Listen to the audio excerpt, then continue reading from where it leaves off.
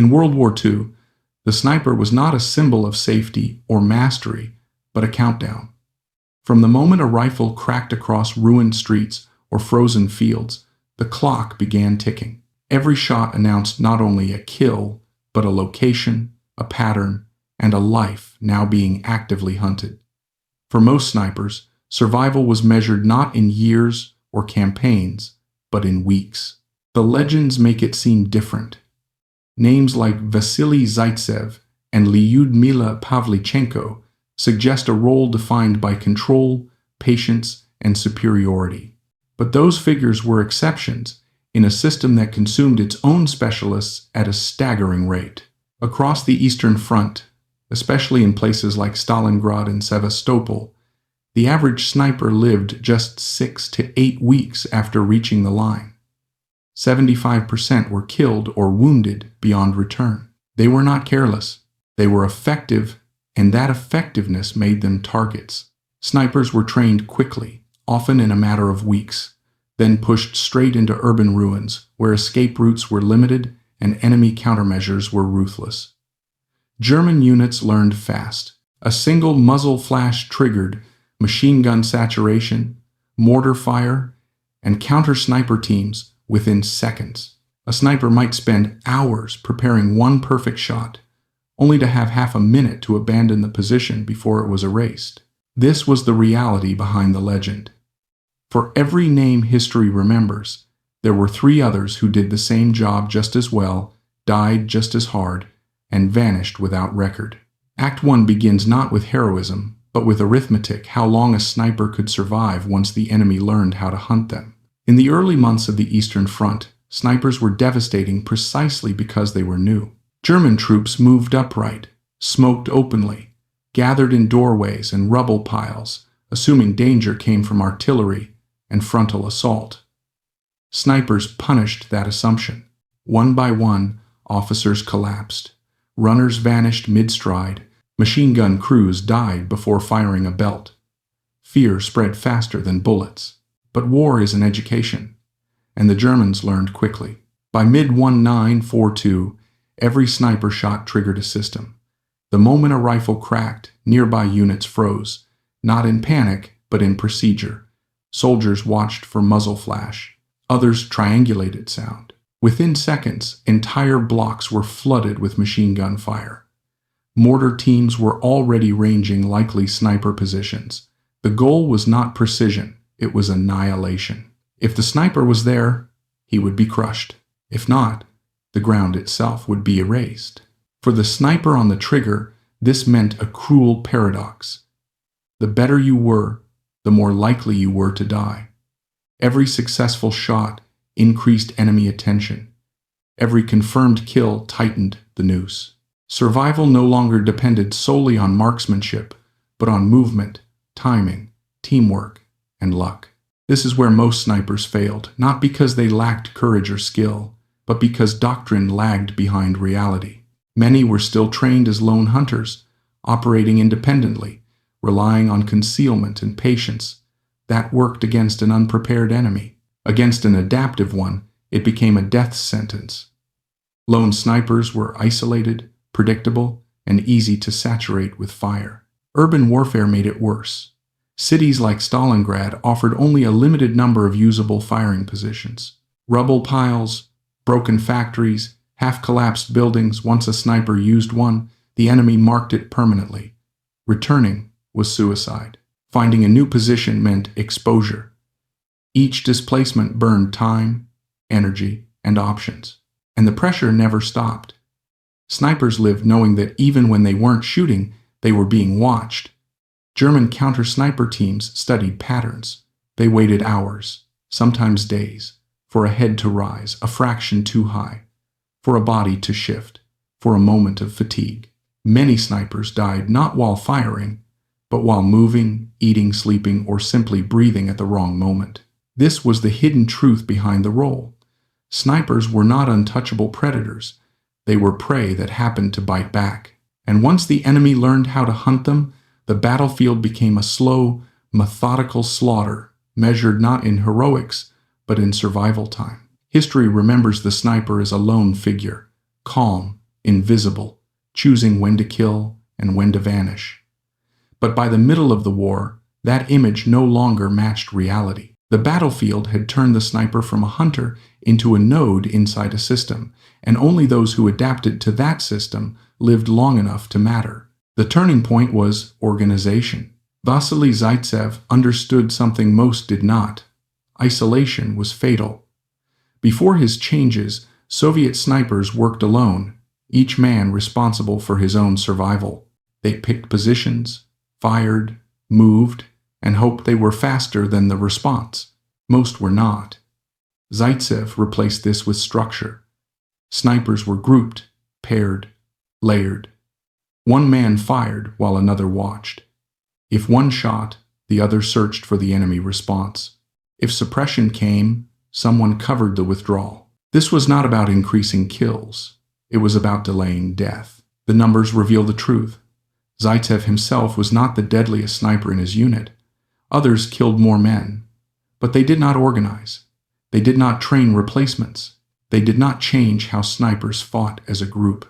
Zaitsev's real weapon was multiplication, turning individual skill into shared survival. Even then, survival was temporary.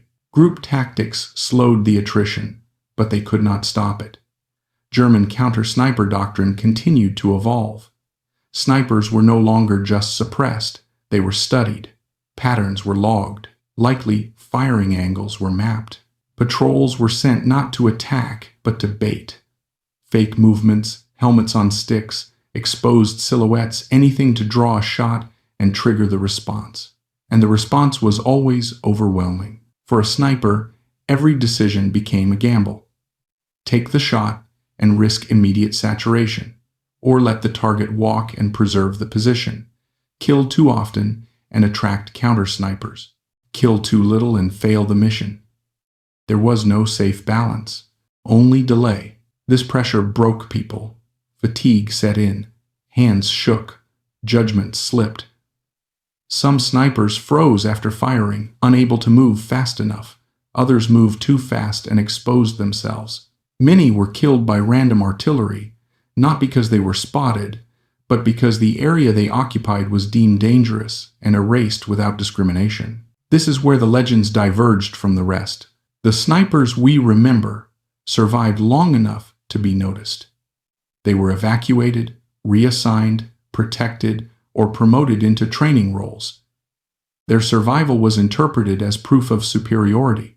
In reality, it was proof of timing and chance. Thousands of others were just as skilled, just as disciplined, and just as brave. They simply did not survive the final roll of the dice. The truth is unavoidable. The sniper was not useless, but the role was designed to burn lives for effect, and no matter how good you were, the system always won in the end. If 3 out of 4 snipers died, the easy conclusion is failure, bad doctrine, wasted lives, a romantic idea proven useless by modern war. But the battlefield tells a different story, one written not in survival rates, but in enemy behavior. Snipers changed how the war was fought. German units under sniper threat did not move normally. They avoided windows. They stopped standing to observe terrain. Officers no longer led from the front. Runners stopped running. Entire formations slowed, not because of firepower, but because of fear. Every movement required caution.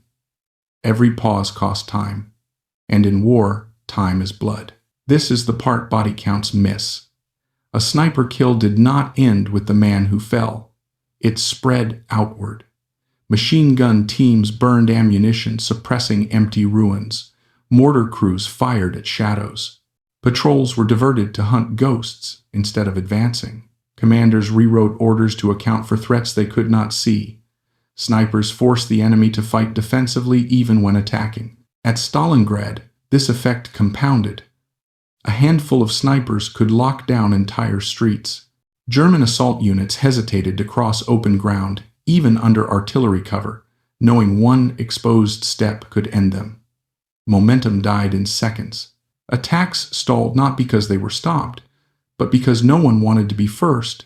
The cost of countering snipers was massive. Dedicated counter-sniper teams had to be trained and deployed.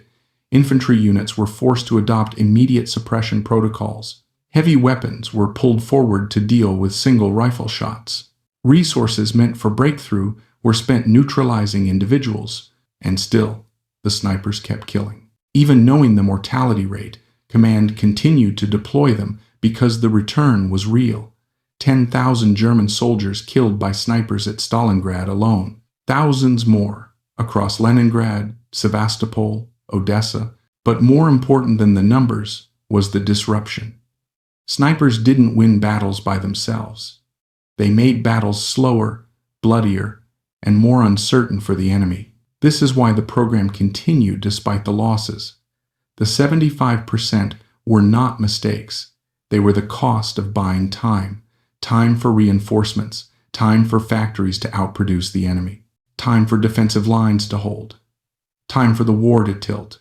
And here lies the uncomfortable truth. The system was never designed to save the sniper. It was designed to extract maximum effect before the sniper was killed. Survival was a bonus, not the expectation. When the war ended, the survivors became the story. Their names were written down, their kill counts tallied, their faces put on posters and stamps.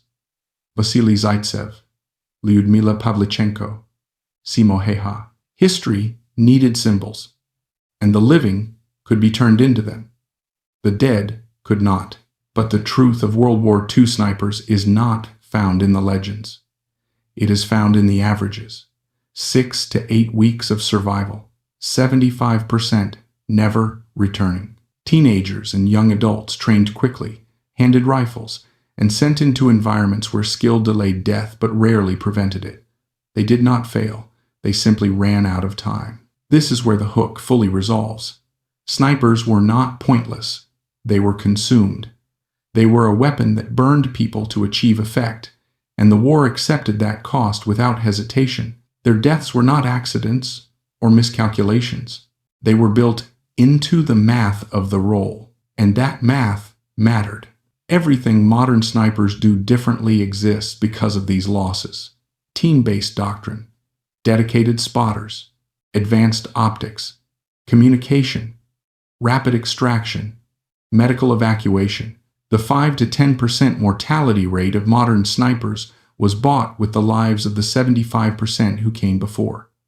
Their deaths were the data. What history rarely says out loud is this: those snipers were not remembered because they died too soon to be useful to memory. They did their work, disrupted the enemy, bought time, and disappeared. No monuments, no biographies, just effect. So when the question is asked, were they useless, the answer is uncomfortable.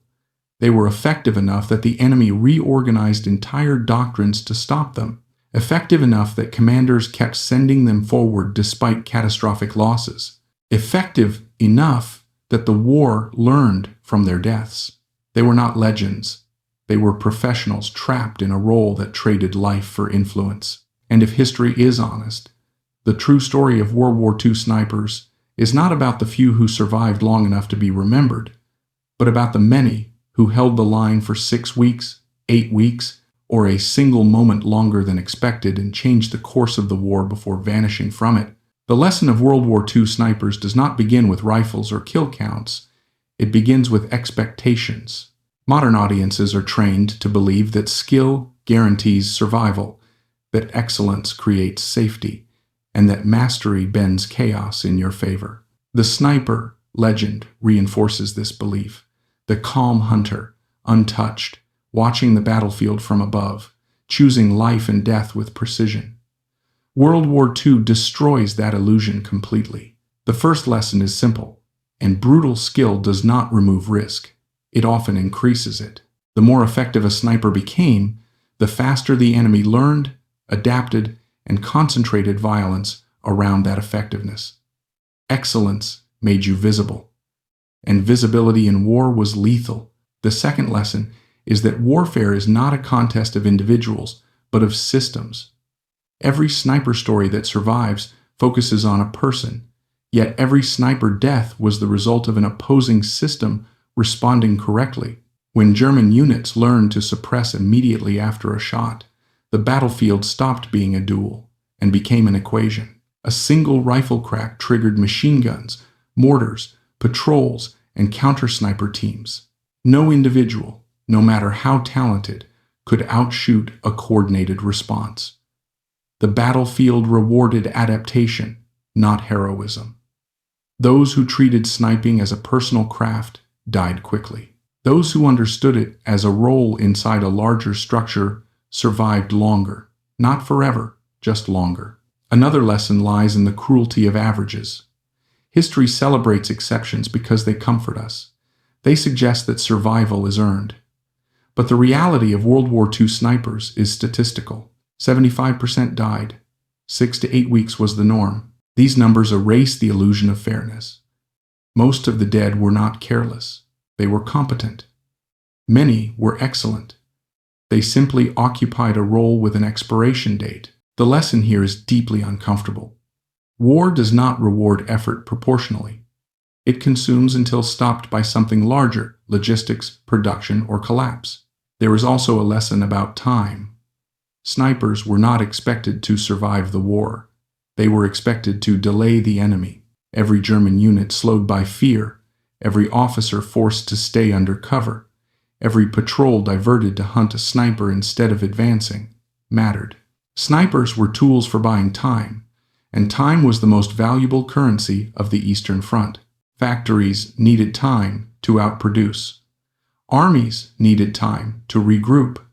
Cities needed time to hold. The sniper's life was traded for hours, days, sometimes minutes, but those minutes accumulated into strategic change. War measures value not by lifespan, but by consequence. Another lesson emerges from the myth of individuality. Lone wolf snipers died first. The battlefield punished isolation. Survival increased only when snipers operated in pairs, teams, and networks. One watched, while another fired. One moved while another covered. This was not romantic, it was procedural. The lesson extends beyond snipers. In high-risk environments, independence is weakness. Coordination is survival. The myth of the solitary hero persists because it is emotionally satisfying, but war consistently proves that shared awareness outperforms individual brilliance. There is also a lesson about learning curves written in blood. Modern sniper doctrine did not appear fully formed. It was carved out of failure. The high mortality rates were not evidence of uselessness. They were evidence of experimentation under fire. Teams, spotters, concealment doctrine, displacement drills, extraction protocols, these exist because tens of thousands died without them. World War II snipers were not just fighters. They were unwilling test subjects in the evolution of modern warfare. Their deaths became data. Their mistakes became manuals. Progress did not come gently. Another hard lesson is about memory itself. History remembers survivors because they can be interviewed, photographed, commemorated. The dead vanish into aggregates. This distorts understanding. It creates the illusion that success is common and failure rare, when the opposite is often true. For every named sniper, 3 others died unnamed. This teaches a broader truth. Survival bias shapes narratives more than reality. What we learn from history depends heavily on who lived long enough to be recorded. The role of luck cannot be ignored. Skill mattered, but randomness mattered more. Many snipers were killed by artillery with no warning, by collapsing buildings, by stray fragments. Some survived direct duels, only to be erased by shellfire minutes later. Others survived entire campaigns by chance alone. The lesson is unsettling. Control is limited. Preparation improves odds, but it never guarantees outcomes. War magnifies randomness until it dwarfs intention. Another lesson concerns psychological endurance. Snipers did not just face physical danger. They lived under continuous mental pressure. Every movement risked detection. Every shot invited retaliation. Sleep was fragmented. Trust eroded. Many broke not because they lacked courage, but because sustained hypervigilance exhausted them. War does not just kill bodies, it degrades judgment over time. Fatigue becomes fatal. The battlefield rewards not just strength, but resilience, and even resilience has limits. There is also a moral lesson hidden beneath the numbers. The sniper program was not a failure because it accepted loss. It was a success precisely because it accepted it. This forces a difficult confrontation with how war defines value. Individual lives were knowingly expended to achieve broader survival. This is not comforting, but it is honest. War is not designed to protect individuals. It is designed to protect outcomes. Understanding this does not glorify it, it clarifies it. Another lesson lies in adaptation speed. The Germans did not remain helpless against snipers. They learned, adjusted, and countered effectively. This reinforces a key truth. No advantage remains permanent. Every tactic creates a counter-tactic. Dominance is temporary. Those who assume otherwise are destroyed. Success in war is not about finding an unbeatable method, but about adapting faster than the enemy. There is also a lesson about gender and myth. The stories of female snipers are often framed as inspirational anomalies. In reality, they were subjected to the same brutal math. Their mortality rate was the same. Their courage did not protect them. Their presence did not soften the battlefield. War was indifferent. The lesson is not that they proved equality, but that war erases distinction entirely. It kills without regard for narrative. Another lesson emerges when comparing eras. Modern snipers have far lower mortality rates, not because war became kinder, but because doctrine improved. Communication, reconnaissance, medical evacuation, and combined arms reduced isolation. This reinforces a final, critical lesson. Lessons paid for in blood matter only if remembered. Forgetting them guarantees repetition. Ultimately, the greatest lesson of World War II snipers is not about marksmanship. It is about sacrifice without illusion. These soldiers were not chasing legend. They were filling a role that demanded their lives with high probability. They went anyway, not because they expected glory, but because the line needed holding. Their effectiveness is measured not by how long they lived, but by what changed because they were there. They remind us that history is shaped as much by those who vanish as by those who remain. That progress often rests on unmarked graves, that systems learn faster than individuals survive, and that sometimes the most meaningful contribution a person can make is not living long enough to be remembered, but standing long enough to matter. That is the real lesson. The deepest lesson of the World War II sniper story is not about shooting, tactics, or even war itself. It is about the collision between human expectation and historical reality. We grow up believing that excellence protects us, that if someone is skilled enough, smart enough, disciplined enough, they will survive. The sniper myth feeds this belief perfectly. A calm professional, hidden, precise, operating above the chaos. World War II shatters that illusion completely. In that war, excellence did not guarantee safety. It accelerated danger. The better a sniper became, the more attention they attracted, the faster the enemy adapted, and the sooner overwhelming force was brought down on their position. Skill was not armor. It was a signal flare. This leads to the first hard lesson. Effectiveness and survivability are not the same thing. Modern thinking often assumes they go hand in hand. In World War II, they were often opposites. Snipers were effective precisely because they disrupted, killed, and terrified the enemy. That disruption forced countermeasures. Those countermeasures dramatically increased sniper mortality. A sniper who never fired might live longer, but a sniper who never fired was useless. Survival and mission success existed in constant tension, and the war consistently chose mission success. The second lesson is that war is fundamentally systemic, not individual. History books focus on people because people are relatable, but the battlefield operates on systems responding to systems. A sniper was not fighting a man. They were fighting an adaptive machine made of doctrine, communication, weapons, and coordination. When German forces learned to respond instantly to sniper fire with saturation tactics, the duel ended. No matter how patient or accurate the shooter, no individual could defeat a system designed to erase an area within seconds. This is why lone snipers died first. They were individuals facing systems alone. This reveals another uncomfortable truth. Heroism is often punished before it is rewarded. Lone, aggressive, high-performing snipers drew attention. Attention brought artillery, machine guns, patrols, and counter-snipers. The battlefield did not care how brave or disciplined someone was. It cared whether they fit into a structure that could absorb pressure. Zaitsev's greatest contribution was not killing more enemies than others. It was reorganizing snipers into teams that shared awareness and risk. That lesson applies far beyond war.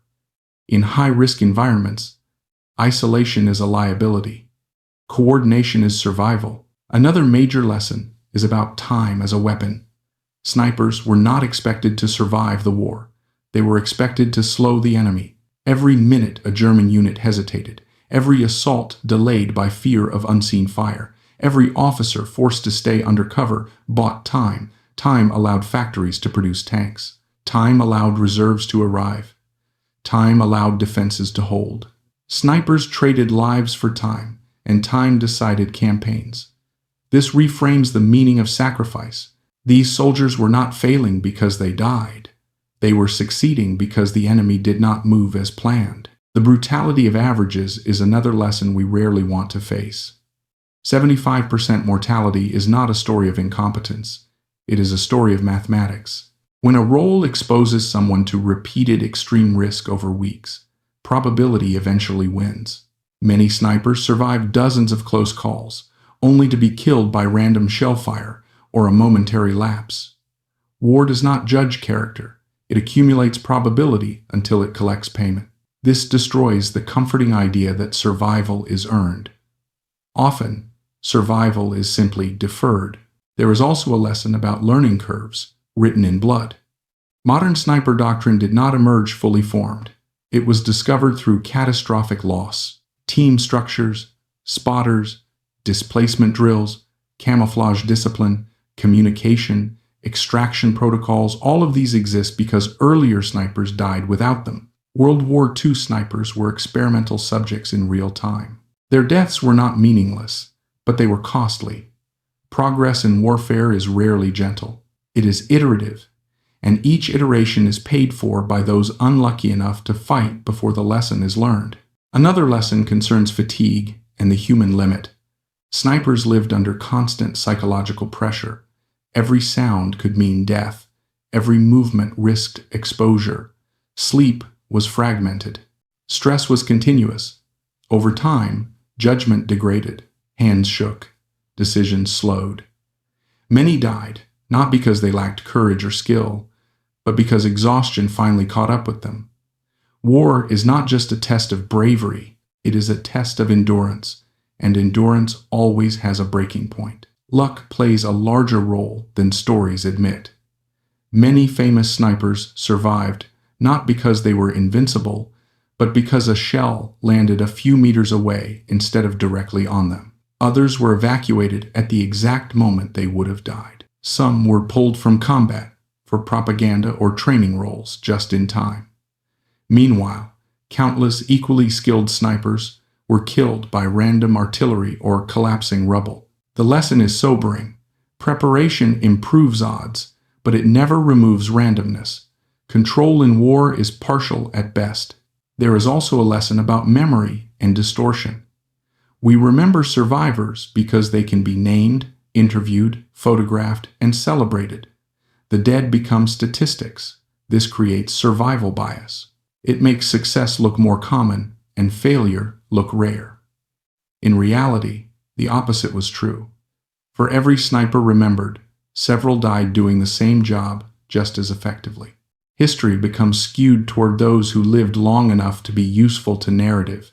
Understanding this helps correct how we interpret not just war stories, but success stories in general. Another lesson lies in how quickly advantages expire. Early in the war, snipers were devastating because the enemy was unprepared. Once doctrine adapted, the advantage shrank. This reinforces a universal truth. No tactic remains dominant for long. Every success generates a counter. The winners are not those with the best initial idea, but those who adapt fastest. Static excellence is punished. Dynamic learning is rewarded. The story of female snipers adds another layer to the lesson. They are often presented as inspirational exceptions, but the battlefield treated them with complete indifference. Their mortality rate was just as high. Their courage did not protect them. Their gender did not soften the war. This strips away romantic framing and reveals a harsher truth. War erases identity. It reduces people to roles and probabilities. Comparing World War II snipers to modern ones reveals another critical lesson. Today's far lower mortality rates did not appear by accident. They exist because of lessons learned at immense cost. Better training, better equipment, better communication, better medical evacuation, all were responses to past failure. This underscores a final responsibility. Lessons paid for in blood must be remembered, or they will be repaid. At its core, the sniper story teaches that usefulness in war is not measured by longevity. It is measured by effect. These soldiers were effective enough that entire armies reorganized to stop them. Effective enough that commanders kept deploying them despite horrific losses. Effective enough that their deaths reshaped doctrine for generations. They were not useless. They were consumed. The final lesson is the hardest to accept. Many of the most important contributors to history never lived long enough to be remembered. They did their work, changed the outcome, and disappeared. No monuments. No biographies. Just consequences. Understanding this forces us to rethink how we define success, heroism, and legacy. World War II snipers did not fail because they died. They succeeded until probability caught them. They held the line for 6 weeks, 8 weeks, sometimes less, sometimes more. And in those weeks, they changed behavior, slowed advances, bought time, and shaped outcomes far larger than themselves. That is the real lesson of their story. History is not only built by those who survive long enough to tell it, but by those who stand just long enough to matter and then vanish. The lesson that emerges from the story of World War II snipers is not a comfortable one, but it is an honest one. It forces us to abandon the idea that war rewards skill with survival, or that mastery guarantees control. The sniper legend suggests precision, patience, and dominance over chaos. The historical reality shows the opposite. In World War II, the sniper was one of the most effective soldiers on the battlefield and simultaneously one of the most expendable. That contradiction is the core lesson, and everything else flows from it. The first and most fundamental lesson is that effectiveness attracts destruction. In civilian life, being good at something usually brings safety, recognition, and opportunity. In war, being good paints a target. Every successful sniper shot did not just remove an enemy soldier. It triggered a chain reaction. Machine guns opened up, mortars fell, patrols shifted direction, counter-sniper teams went to work. The battlefield responded like an immune system attacking a threat. Skill was not protective. It was provocative. The better a sniper performed, the faster the enemy learned their patterns, mapped their positions, and concentrated force against them. Excellence shortened survival. Another lesson is that isolation is lethal. Early in the war, many snipers operated alone, following hunting logic carried over from civilian life. That independence worked briefly, then failed catastrophically. Lone snipers had no one watching for muzzle flashes, no one covering movement, no one warning of enemy response. They fired, hesitated for seconds too long, and were overwhelmed. Survival increased only when snipers became part of teams. Pairing, mutual observation, shared responsibility. These were not tactical luxuries. They were the minimum conditions for staying alive a little longer. The battlefield punished individualism and rewarded coordination. This lesson extends far beyond war. In any extreme environment, independence feels heroic, but is often fatal. A deeper lesson lies in the role of time. Snipers were not deployed to survive, they were deployed to delay. Every German unit slowed by fear of unseen fire, every officer forced to stay under cover, every patrol diverted to hunt a sniper instead of advancing, bought time. Time allowed factories to keep producing. Time allowed reinforcements to arrive. Time allowed defenses to solidify. The sniper's life was traded for hours and days, and those hours and days accumulated into strategic outcomes. From this perspective, the 75% mortality rate was not a failure of the system. It was the cost of the system doing exactly what it was designed to do. This introduces one of the most uncomfortable lessons. War measures value by effect, not survival. In moral terms, this is horrifying.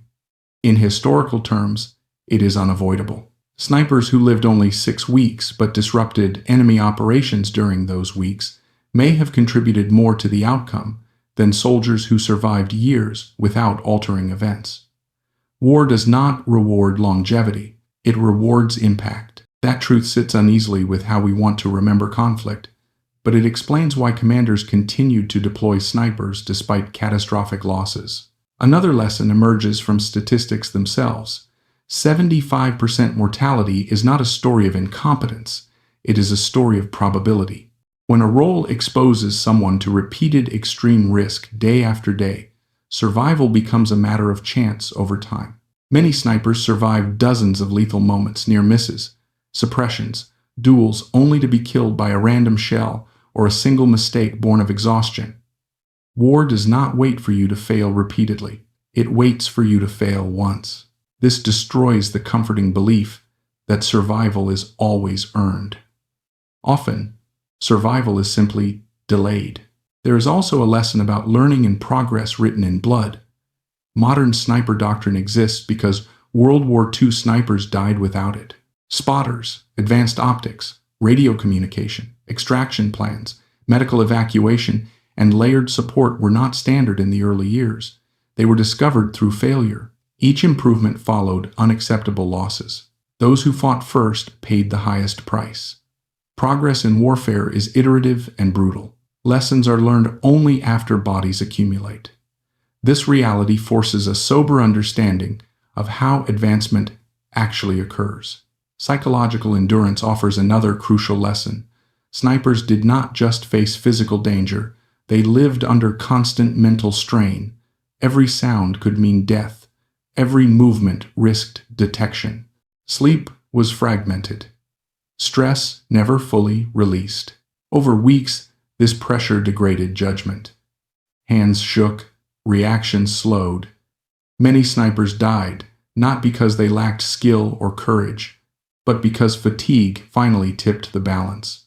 War is not a short test of bravery. It is a long test of resilience, and even the strongest eventually crack. Luck cannot be ignored. Many legendary snipers survived not because they were invincible, but because randomness spared them at the right moment. Others, equally skilled, died when luck ran out. A shell landed meters away instead of directly on them. A commander ordered evacuation just in time. Another sniper, just as capable, took a fragment and vanished into the statistics. This reveals a humbling lesson. Preparation improves odds, but it never eliminates chance. Control in war is always partial. Memory itself teaches another lesson. History remembers survivors because they can be named, interviewed, and celebrated. The dead dissolve into aggregates. This creates survival bias. It makes success appear common and failure rare. In reality, most snipers died before they could become stories. Understanding this distortion matters not only for war history, but for how we interpret success in general. We learn from those who survive, not from the many who did the same things and died. The story of female snipers reinforces the indifference of war. Often framed as inspirational exceptions, their experience followed the same brutal math. They were just as effective and just as vulnerable. Their courage did not protect them. Their gender did not soften the battlefield.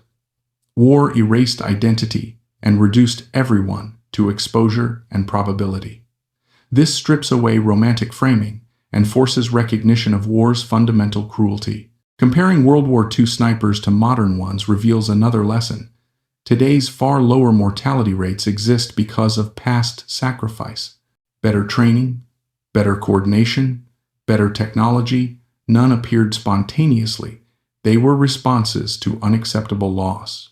This creates an obligation. Lessons bought with blood must be remembered, or they will be paid for again. Ultimately, the greatest lesson is about redefining heroism. World War II snipers were not heroes because they survived. Most did not. They were heroes because they accepted a role with terrible odds and performed it anyway. They disrupted the enemy, bought time, and changed behavior under conditions that offered little hope of personal survival. They did not chase legend. They held the line until probability caught them. Their story teaches that history is shaped not only by those who live long enough to be remembered, but by those who stand just long enough to matter. Many of the most important contributors to outcomes vanish without names, without monuments, without stories. They exist only in numbers and consequences. Recognizing this changes how we understand war, sacrifice, and memory itself. That is the lesson of World War II snipers. They were not useless. They were consumed. They succeeded repeatedly until they failed once. They traded their lives for time, fear, disruption, and adaptation. And although most of them vanished into statistics, the world that followed was shaped in part by the weeks they held, the shots they fired, and the pressure they applied before disappearing from history. The lesson drawn from the story of World War II snipers is not about marksmanship or battlefield glamour, but about how war truly measures value. The popular image of the sniper suggests control, safety, and superiority. A lone professional operating above chaos. In reality, World War II snipers lived inside chaos more completely than almost anyone else. They were among the most effective soldiers on the battlefield and simultaneously among the most likely to die. Understanding that contradiction is the core lesson of their story. The second lesson is that war is systemic, not personal. Sniper myths frame combat as a duel of individuals, patience against patience, aim against aim. In reality, snipers were rarely killed by another marksman alone. They were killed by systems doctrine, coordination, and overwhelming firepower. Once German forces learned to respond automatically to sniper fire, individual brilliance mattered less than ever. No single person could outrun a process designed to erase an entire position within seconds. War rewarded systems that learned faster, not individuals who tried harder. Another critical lesson is the danger of isolation. Early in the war, many snipers operated alone, relying on concealment and patience. That independence proved fatal. Lone snipers had no one to watch for muzzle flashes, no one to warn them when suppression was coming, no one to cover their movement. Survival improved only when snipers worked in pairs and teams, sharing observation and responsibility. The battlefield punished individualism and rewarded coordination. This lesson extends far beyond warfare. In extreme environments, isolation feels heroic, but is often deadly. Time emerges as another central lesson. Snipers were not deployed with the expectation that they would survive the war. They were deployed to delay the enemy. Every German unit slowed by fear. Every officer forced to stay under cover. Every patrol diverted to hunt a sniper instead of advancing, bought time. Time allowed reinforcements to arrive and factories to keep producing. The sniper's life was traded for hours and days, and those hours accumulated into strategic impact. By that measure, even a sniper who lived only 6 weeks could be decisive. This leads to the uncomfortable truth that war measures value by effect, not longevity. Many snipers died quickly, but their actions altered enemy behavior, slowed offensives, and forced costly adaptations. Survival was never the primary metric, impact was. This is morally disturbing, but historically accurate. The 75% mortality rate does not indicate failure. It reveals how the system extracted maximum effect at terrible human cost. Statistics themselves teach another lesson. A 6 to 8 week average lifespan does not imply incompetence. It reflects probability. When a role exposes someone to repeated extreme danger day after day, chance eventually wins. Many snipers survive dozens of lethal moments before being killed by random artillery or a single mistake born of exhaustion. War does not require repeated failure. It waits for one moment.